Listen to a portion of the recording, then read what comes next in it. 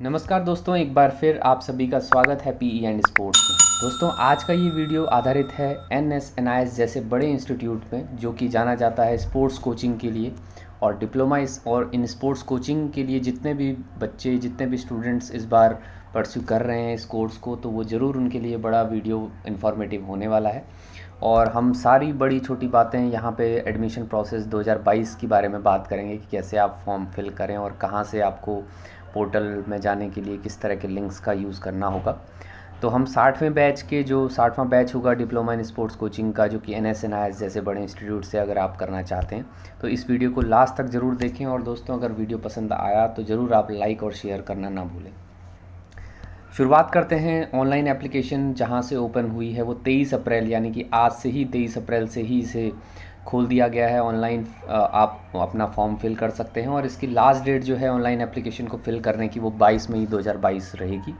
लेकिन मैं सजेस्ट करूँगा कि आप 22 मई का इंतज़ार ना करते हुए, क्योंकि लास्ट मिनट में रश बहुत रहता है, तो आप जल्द से जल्द अपने फॉर्म को भरें। और अगर आप एलिजिबल हैं, एलिजिबिलिटी क्राइटेरिया को हम डिस्कस करेंगे। अगर आप एलिजिबल हैं तो ज़रूर इस फॉर्म को जल्द से जल्द आप भरेंगे। ईमेल आप कर सकते हैं किसी भी तरह की क्वेरी के लिए। अब बात करते हैं स्पोर्ट्स डिसिप्लिन और कोर्सेज़ की, जो सीट वैकेंसीज़ इसमें दी गई हैं। और स्पेसिफिकली अलग अलग तरह के स्पोर्ट्स डिसिप्लिन में आपको वैकेंसीज़ भी, नंबर ऑफ़ वैकेंसीज़ भी यहाँ पे दी गई है। जैसे आर्चरी में आपको 30 वैकेंसी दी गई है, साथ ही साथ एथलेटिक्स में 75 है, और इसी तरह से हॉकी में आपको 50 वैकेंसी नज़र आ रही हैं, शूटिंग में 20 है। और अगर आप अगर इस लिस्ट को अगर आप देखें तो अपने गेम में जितने भी, जिस स्पोर्ट से आप डिप्लोमा करना चाहते हैं, उतनी वैकेंसीज़ आपको यहाँ पे दी गई है। अगर हम बात करें और वैकेंसीज़ की, तो यहाँ पे ये 3 रेसलिंग, वुशु और योग जो है, यहाँ पे 20 सीटें योग में भी आपको मिल जाती हैं। अगर आप कोच बनना चाहते हैं, मतलब कोचिंग करना चाहते हैं, तो डिप्लोमा आप यहाँ से ले सकते हैं। फ्रेंड्स, अब बात करते हैं हम एडमिशन प्रोसेस की, जहाँ पे एडमिशन प्रोसेस में अगर एलिजिबिलिटी की बात करें, या उसको हम और आगे भी डिस्कस करेंगे, लेकिन एलिजिबिलिटी कैंडिडेट जितने भी हैं वो सब, जो ये लिंक दिया गया है नीले अक्षरों में, इस पे जाके www.dipsc.nsnis.in पर जाके आप अपने इस पोर्टल पे जाके आप अपना रजिस्ट्रेशन करके अपने फॉर्म को लास्ट डेट से पहले भर सकते हैं। और जितनी भी फ़ीस हैं और ऑनलाइन जो भी फॉर्म होगा, ये इसी पोर्टल के माध्यम से आपको फॉर्म आप भर पाएंगे। एलिजिबल कैंडिडेट जो होंगे, जिन्होंने फॉर्म भरा है, अगर वे एलिजिबल हैं तो उनको ऑनलाइन एडमिशन टेस्ट के लिए बुलाया जाएगा, उनको कॉल किया जाएगा और उनके डॉक्यूमेंट भी उस वक्त सबमिट किए जाएंगे। इसी तरह से जितने भी ओरिजिनल डॉक्यूमेंट्स हैं और उससे जुड़ी हुई जितने भी डॉक्यूमेंट्स होंगे, जो सपोर्टिव डॉक्यूमेंट आपके होंगे, वो भी वेरीफाई किए जाएंगे जब आप during the time of joining of the course, जब आप ज्वाइन कर रहे होंगे कोर्स को। फ्रेंड्स, अब बात करते हैं आगे, जो जितने भी आपको यहाँ पे दिख रहे हैं कि जितने भी आपके पास सिटीज़ हैं जहाँ पे बेसिकली ये ऑनलाइन टेस्ट कंडक्ट कराए जाएंगे, तो ये सारे सेंटर्स आपके पास हैं इंडिया में भी और कुछ अब्रॉड में भी हैं। तो इंडिया के ये अहमदाबाद से लेकर और लास्ट जो लिस्ट है 29 विशाखापट्टनम तक, यहाँ तक आप अपने कोई भी सिटी को आप अपनी प्रेफरेंस के हिसाब से दे सकते हैं। तो यहाँ पे आप एग्ज़ाम का सिटी आप फाइनल कर सकते हैं इस लिस्ट के हिसाब से, और फॉर्म में उसे भरिए ताकि आप अपने नज़दीकी स्थान पर जाके इस फॉर्म को, इस एग्ज़ाम को दे पाएँ। अब बात करते हैं आगे फ़िज़िकल फ़िटनेस टेस्ट की। तो दोस्तों, ये इसमें 5 तरह के फ़िज़िकल फ़िटनेस टेस्ट में आपको मिलने वाला है, जहाँ पे ये फ़िज़िकल फ़िटनेस टेस्ट बेसिकली तब होगा जब आप रिटन टेस्ट क्वालिफाई कर दोगे। तो बात करते हैं हम पहले रिटन टेस्ट की, इसको हम थोड़ा सा स्किप कर लेते हैं।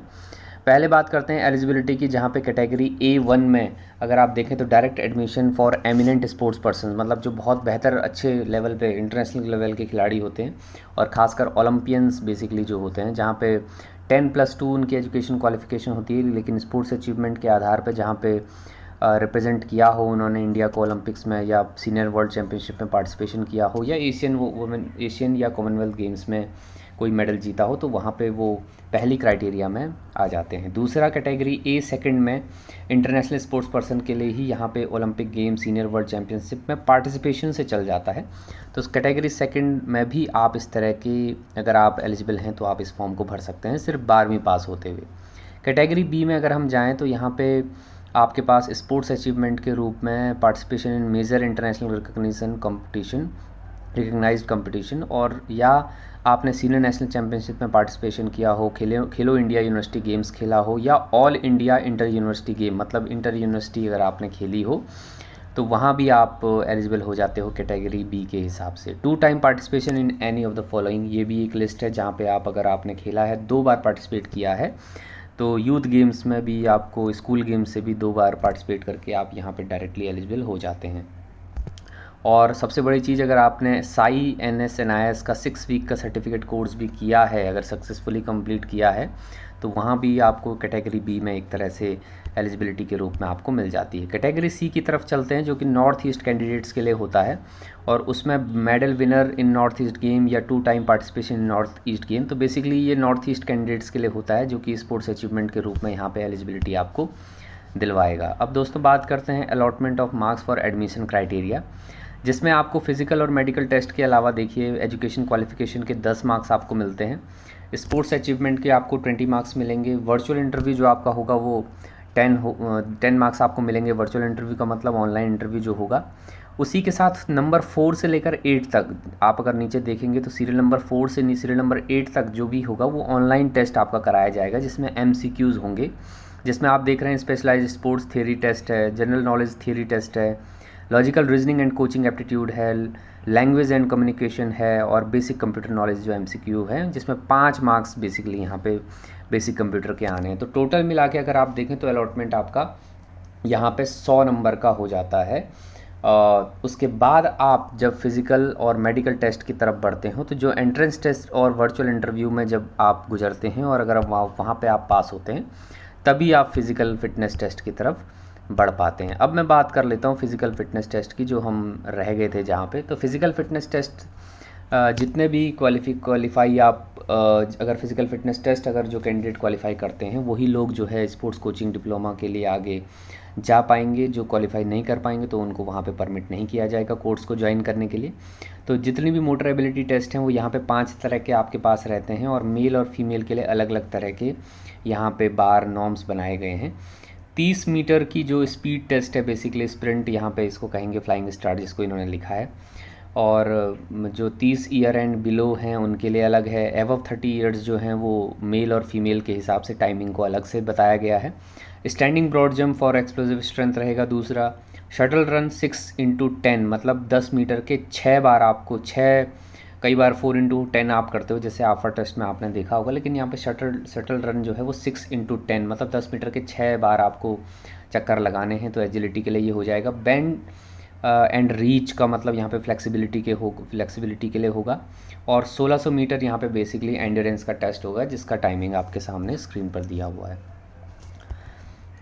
तो ये फिज़िकल फिटनेस टेस्ट बेसिकली आपको यहाँ पे करना होगा। अब हम फिर से वहीं चले जाते हैं जहाँ पे हम एज क्राइटेरिया की हम अब बात कर लेते हैं। तो एज क्राइटेरिया में बेसिकली अगर आप देखें तो 21 से 35 साल आपकी एज होनी चाहिए अगर आप इस कोर्स में इनरोल होना चाहते हैं, और वो आपकी लास्ट डेट ऑफ एप्लीकेशन मतलब कि 22 मई जो है वो होनी, उस वक्त तक आप 35 साल से ऊपर नहीं होने चाहिए, और 21 साल मिनिमम आपकी होनी चाहिए। अगर आप 21 साल से छोटे हैं तो भी आपकी एज क्राइटेरिया के बारे में आप सेट नहीं करोगे। अपर एज रिलैक्सेशन 5 साल का मिलेगा। लोअर एज रिलैक्सेशन यहाँ पे किसी भी तरह का नहीं दिया गया है, सिर्फ 5 साल मतलब 35 + 5 मतलब 40 ईयर्स का हो जाता है अगर कोई खिलाड़ी ऐसा है जिसने Olympic game, senior world championship, Asian game और कॉमनवेल्थ गेम और सीनियर कॉमनवेल्थ चैम्पियनशिप जैसी बड़े इवेंट्स में पार्टिसिपेट किया हो, या वो कैंडिडेट्स जो कि बिलोंग करते हों SC, ST या OBC कैटेगरी में, और इन सर्विस या एक्स सर्विस कैंडिडेट्स जो कि आर्म फोर्स ऑफ इंडिया में हैं, उन लोगों के लिए अपर लिमिट यहाँ पे 5 साल की दी गई है एज क्राइटेरिया के रूप में। एजुकेशन क्वालिफिकेशन के आपने देखे होंगे जहाँ पे 10 मार्क्स थे, तो वो 10 मार्क्स कैसे हैं आपको यहाँ पे थोड़ा सा डिस्क्राइब कर देते हैं। जिसमें BPEd मतलब फिजिकल एजुकेशन की अगर आपने डिग्री की है, बैचलर डिग्री, या कोई भी अदर पोस्ट ग्रेजुएशन मतलब आपने BA, BSc, BCom भी अगर आपने प्लेन किया है अदर देन फिजिकल एजुकेशन की हम बात कर रहे हैं, तो यहाँ पे 3 मार्क्स आपको अलॉट होंगे। अगर आपने master degree in physical education किया है या MBA इन स्पोर्ट्स मैनेजमेंट किया है तो 5 मार्क्स यहाँ पे आपको अलॉट किए जाएंगे। और अगर आपने MPhil PhD in physical education या स्पोर्ट्स में किया है तो वहाँ पे 10 मार्क्स आपको अलॉट किए जाएंगे। लेकिन ध्यान में रखने वाली बात है, अगर किसी ने पीएचडी भी किया है और किसी ने एमपीएड बीपीएड भी किया है तो उसको हाईएस्ट जो है वो एक ही जगह के मार्क्स वहाँ पे अलॉट किए जाएंगे, मतलब मैक्सिमम 10। अब बात करते हैं स्पोर्ट्स अचीवमेंट की, जहाँ पे अलग अलग तरह के स्पोर्ट्स अचीवमेंट के आपको मार्क्स यहाँ पे मिलने वाले हैं। हाईएस्ट 20 हैं जैसा कि आप देख रहे हैं, जो कि ओलंपिक में या सीनियर वर्ल्ड चैम्पियनशिप में या एशियन कॉमनवेल्थ गेम्स में मेडल या पार्टिसिपेशन से मिलने वाले हैं। उसके अलावा मिनिमम जो मार्क्स आपको मिलेंगे यहाँ पे, जिसको आप यहाँ पे देख पा रहे हैं, जिसमें पार्टिसिपेशन इन सैफ गेम्स की यहाँ पे बात की है, जहाँ पे मेडल विनर्स जो कि ऑल इंडिया इंटर यूनिवर्सिटी में या जूनियर यूथ नेशनल्स में या खेलो इंडिया में भी अगर आपने मेडल लिया है तो 5 मार्क्स आपको यहाँ पे मिल जाएंगे। तो ये एक बेसिकली स्पोर्ट्स अचीवमेंट के मार्क्स यहाँ पे आपको मिल जाएंगे।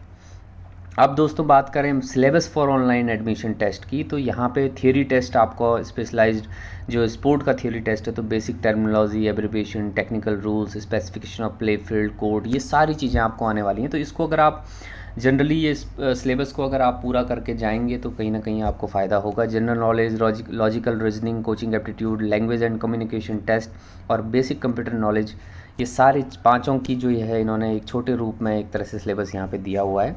तो आप इसके ऊपर जाएं और अपनी तैयारी को ज़रूर पूरा करेंगे। कुछ ऐसी ज़रूरी चीज़ें हैं, जैसे मैं यहाँ पे दूसरे को भी अगर देखें कि किसी अगर टेक्निकल इशू या नेचुरल डिज़ास्टर की वजह से अगर एग्ज़ाम नहीं हो पाता तो वो शिफ्ट किया जा सकता है या रिशेड्यूल्ड किया जा सकता है। और स्पोर्ट्स स्पेसिफिक मेरिट लिस्ट वहाँ पे प्रिपेयर की जाएगी ऑन द बेसिस ऑफ जो कि कैंडिडेट ने एजुकेशन क्वालिफिकेशन, स्पोर्ट्स अचीवमेंट और स्पोर्ट्स थियरी जो आपने या जनरल नॉलेज, लॉजिकल रीजन, जितने भी आपने एमसीक्यू वाले जो ऑनलाइन टेस्ट दिया था सीरियल नंबर 4 से 8 तक आपको अगर याद होगा, तो वो सारे मिला के बेसिकली आपकी मेरिट वहाँ पे बननी है।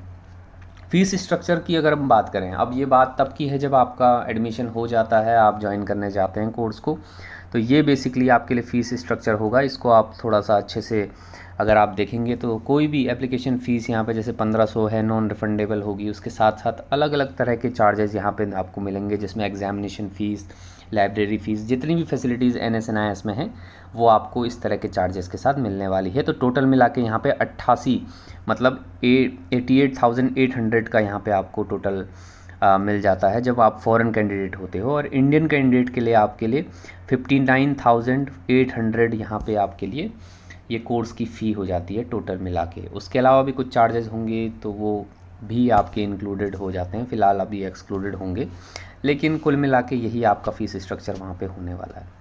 फ़ीस रिफ़ंड की अगर हम बात करें तो कोई अगर बीच में कोई कैंडिडेट अगर कोर्स छोड़ के जाना चाहता है तो किसी भी जो भी यूनिवर्सिटी ग्रांट कमीशन UGC की जो रिफ़ंड पॉलिसी है उसी के हिसाब से इंस्टीट्यूट उसको फॉलो करेगा।